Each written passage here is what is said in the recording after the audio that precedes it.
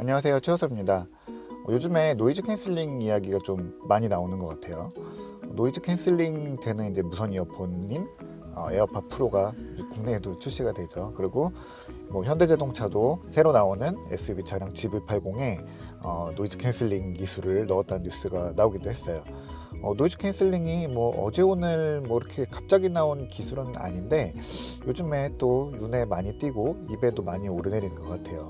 오늘 이 노이즈 캔슬링 이야기 해보려고 해요. 왜 노이즈 캔슬링인가? 먼저 원리부터 좀 이야기를 해볼게요. 노이즈 캔슬링 원리는 되게 간단해요. 원래 소리는 이제 공기를 타고 파장으로 전해지는데 그 소리랑 딱 정반대의 파장을 만들어서 원래 들으려는 소리에 섞어서 보내면은 전체적으로 파장이 0이 되거든요. 그래서 이렇게 나오는 소리에 반대로 이렇게 내면 이게 딱 합쳐졌을 때는 거의 0에 수렴하는 소리가 나오게 되거든요. 그래서 그런 잡음들이 사라지게 되는 거죠. 이게 기술적으로 뭐 이론적으로는 완전히 사라져야 되거든요. 그래서 말 그대로 이제 캔슬링이 돼야 되는 건데 실제로 이제 완전히 완벽하게 지워지지는 않고요. 어느 정도 좀 줄여주는 효과가 있어요. 그래서 노이즈 리덕션이라는 얘기를 하기도 하거든요. 뭐 이렇게 쓰는 회사들이 조금 더 양심적이죠. 지금 이야기한 거는 액티브 노이즈 캔슬링이라고 해요. 사실은. 네. 그러니까 능동적으로 소리를 개입해서 없애는 거죠. 이거 반대가 이제 패시브 노이즈 캔슬링인데요. 뭐 말 그대로 수동적으로 소리를 틀어막는 거예요. 그러니까 밀폐형 헤드폰이나 아니면은 인이어 이어폰처럼 뭐 소음을 최대한 차단하는 거죠. 그래서 우리가 그냥 노이즈 캔슬링이라고 하는 거는 보통 액티브 노이즈 캔슬링이라고 보시면 됩니다. 이 기술이 처음 개발된 거는 1930년대라고 해요. 이론적으로는 이제 이때 소리 파장을 이제 반대 파장으로 섞으면 소리가 사라진다. 뭐 이런 원리를 알게 된 거죠. 근데 이게 실제로 제품으로 개발된 거는 1970년대, 80년대 이쯤이라고 해요. 그때 이제 보스랑 제나이저가 이 시장에 뛰어들어서 일찍 제품을 만들기 시작했죠. 그래서 최근까지도 이 두 회사의 노이즈 캔슬링 기술이 좋다 이렇게 평가를 받고 있죠. 이게 처음에는 그냥 우리가 음악 듣는 이런 용도가 아니라 비행기 타는 사람들, 뭐 파일럿이나 승무원들이 쓰라고 만든 기술이에요.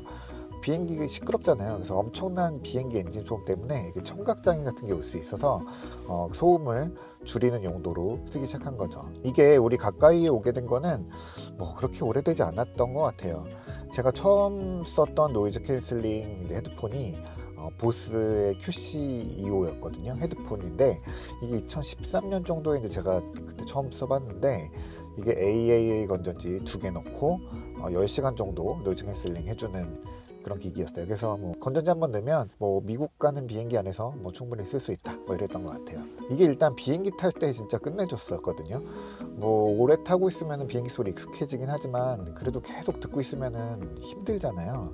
근데 이 헤드폰 쓰면 비행기 엔진 뭐 그런 비행기에서 나는 소리들에 대한 소음이 싹 사라져요. 그래서 지금도 뭐 대한항공 같은 경우에는 비즈니스 클래스 타면은 자리마다 이제 헤드폰이 있잖아요. 그게 이제 보스의 노이즈 캔슬링 헤드폰이 있더라고요. 뭐 이건 사실 비즈니스 클래스 정도에서는 아주 작은 비용으로 큰 만족을 주는 서비스가 아닌가 싶어요. 이 노이즈 캔슬링은 이제 외부 마이크를 통해서 소음을 수집해서 그거를 이제 반대 음파로 만들어낸대요. 그래서 보통 보면은 이렇게 마이크가 있습니다. 여기도 있고요. 이런 이어폰 같은 경우에도 이런 소리가 들리는데 반대쪽에 마이크로 소리를 수집합니다.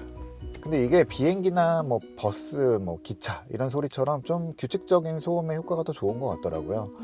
저도 그때 비행기 탈 때 한번 써보고 깜짝 놀라서 고민하다가 결국에는 이제 구입하면서 노이즈 캔슬링에 이제 발을 들이게 됐는데요. 구입하던 때도 뭐였냐면은 그때 출장이 연속으로 4개가 연속으로 잡혀 있었어요. 그래서 비행기를 8번을 타야 되는 끔찍한 상황이었죠. 헤드폰이 한 40만 원 정도 했었거든요. 비행기 한번 탈 때마다 조용해지는 대가로 5만 원씩 내겠다. 8번에 40만 원이다. 그래서 40만 원 조금 안 되는 헤드폰을 이제 큰맘 먹고 샀는데 결국에는 잘 샀다. 왜 이제 샀을까? 이런 생각을 했던 것 같아요. 근데 이게 지금은 어떤 걸 사도 대부분 효과가 좋아요. 근데 이게 2015년 얼마 안 됐죠. 2015년 정도만 해도 압도적으로 이제 보스의 소리가 좋았어요. 다른 거는 조금 소리가 좀 덜 걸러지는 느낌이었었거든요. 근데 이 소니가 이 1000X 시리즈 내놨죠. 그래서 제가 샀던 두 번째 노이즈 캔슬링 제품이었는데 이거 발표회 갔다가 들어보고 그냥 그 자리에서 바로 샀어요. 뭐 노이즈 캔슬링 이어폰이나 헤드폰 살 때 제가 보는 기준 중에 하나는 어쨌든 소리 음질이잖아요. 노이즈 캔슬링을 켰을 때랑 껐을 때 소리가 다른 경우들이 많아요. 근데 소니 제품은 그런 게 거의 없었고요. 또 앰비언트 사운드라고 해서 뭐 주변의 소리를 필요에 따라서 조금씩 이렇게 통과시켜주는 뭐 그런 기능이 있었거든요. 이거 없으면은 사실 길에서 음악 듣기 조금 위험한 경우들도 생기거든요. 이게 사실 노이즈 캔슬링 헤드폰이나 이어폰 끼고 길 걸어 다니는 거 굉장히 위험해요. 차가 옆에 와도 잘 모르는 경우들이 있거든요. 그래서 뭐 그런 앰비언트 사운드 이런 거 좀 중요하고요. 그리고 음악 들으면서 뭐 편의점 가서 물건 살 때도 헤드폰 뺄 필요 없이 잠깐 이렇게 앰비언트 사운드 켜서 뭐 그렇게 썼었거든요.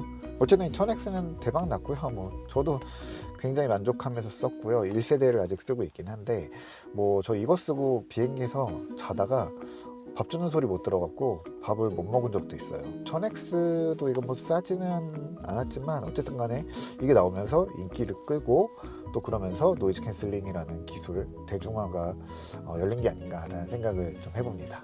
소니는 별거 다 내놨어요. 그래서 이게 잘 되고 나서 마크2, 마크3 내놨고 뭐 이런 넥밴드 타입의 1000X도 내놨었고요. 뭐 많이 샀네요. 네. 그리고 최근에 이제 귀에다 꽂는 이니어 타입의 1000X 마크3도 나왔죠. 그리고 이런 기술 원조 격의 이제 보스도 뭐 제나이저도 계속 제품들 내놓으면서 또 무선 블루투스 이런 거 같이 넣은 제품들 나오면서 좀 대중화되고 있고요. 10만 원 안쪽에 살 수 있는 저가형 제품들도 괜찮은 게 꽤 있어요. 근데 또 너무 싸구려는 들어보니까 효과가 거의 없더라고요. 이게 중요한 거는 노이즈 캔슬링이 얼마나 되느냐잖아요. 근데 효과가 없고 뭐 소리만 왜곡되는 제품들도 있기 때문에 구입하시기 전에 뭐 한번 들어보는 게 제일 좋고 그게 아니어도 뭐 평가라든지 이런 거는 좀 한번 보고 사시는 게 좋을 것 같아요. 어쨌든 그리고 제가 최근에 써본 게 이제 에어팟 프로인데 이거 참 기술 발전 뭐 이런 거에 대해서 생각해 보게 되는 제품인 것 같아요. 블루투스 무선 그리고 뭐 노이즈 캔슬링 같은 게 다 그 요만한 유닛 안에서 다 된다는 게 좀 놀랐거든요. 그래서 계속 쓰면서도 야 이거 참 신기하다 라는 생각을 계속 하게 만드는 그런 제품인 것 같아요. 에어팟 프로에 대한 얘기는 뭐 리뷰 기존에 영상이 있으니까 그거 한번 봐주시면 좋겠습니다. 그리고 이 기술이 요즘에 이제 자동차에도 들어가요.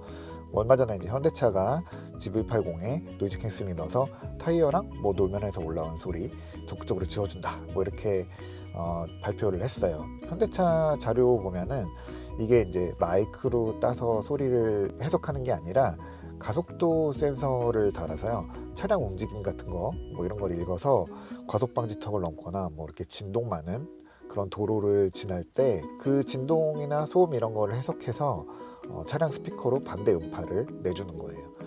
그래서 이걸로 그런 소음을 거의 절반 정도로 줄일 수 있다고 해요. 뭐 이런 노면 소음 처리는 처음이라고 하는데 사실 뭐 엔진 소리나 뭐 주변 소음 이런 거 줄여주는 노이즈 캔슬링은 여러 차량에 이미 들어가고 있어요. 뭐 기아 K7 이런 데 들어가 있고요. 뭐 르노 삼성 QM3에도 들어가 있고요. 뭐 포드 익스플로러에도 들어가 있다고 해요. 제 차에는 없습니다. 뭐 엔진이나 서스펜션 이런 데에서 나는 기계적 소음을 줄여주는 건데 이걸 뭐 기계적으로 풀어내는 거는 분명 한계가 있잖아요. 그런 한계를 소프트웨어적인 방법으로 풀어서 결국에는 소음을 줄이고 또 승차감을 높이는 그런 기술로 쓰이고 있습니다. 뭐 노이즈 캔슬링 제품들이 좀 비싼 편이긴 한데요. 가능하다면 좀 써보는 게 저는 좋다고 생각해요. 이게 표면적으로는 처음에 딱 써보면은 단순히 조용해진다 뭐 이런 걸로도 큰 효과가 있는데요. 조용해지는 게 생각보다는 의미가 크더라고요. 뭐 가끔은 이렇게 뭐 마음의 평화 같은 걸 주기도 하고요. 일할 때 몰입할 수 있게 해주는 것도 있어요. 그래서 저는 음악 듣지 않고 그냥 헤드폰만 쓰고 있을 때도 있거든요. 그걸 딱 쓰고 있으면은 우리 주변이 참 시끄럽구나 이런 생각도 하게 되더라고요. 그리고 이 노이즈 캔슬링 계속 쓰다 보면은 음악 듣는 습관도 좀 바뀌는 것 같아요. 일단 크게 듣지 않게 되거든요. 주변이 조용해지니까 뭐 음량을 조금 낮춰도 소리 정확히 잘 들리게 되는 거예요. 이게 소리가 큰 거랑 잘 들리는 건 또 전혀 다른 문제거든요. 또 이게 크게 들으면 귀에 피로를 주잖아요. 뭐 음악 크게 들으면 즐겁긴 한데 청각에 손상을 주거든요. 이게 잠깐이면은 금방 회복이 되는데 지속적으로 큰 소리에 계속 노출되면은 그냥 귀가 손상돼서 그냥 계속 그렇게 굳어지게 되거든요. 가뜩이나 또 이렇게 나이 먹으면은 청각이 점점 무뎌지게 마련인데 오랫동안 음악 잘 들으려면은 뭐 조심하는 게 좋을 것 같아요. 오늘 노이즈 캔슬링 이야기 해봤는데요. 기회가 된다고 하시면은 저는 꼭 노이즈 캔슬링 이어폰이나 헤드폰 이런 거 꼭 써보시라고 추천드리거든요.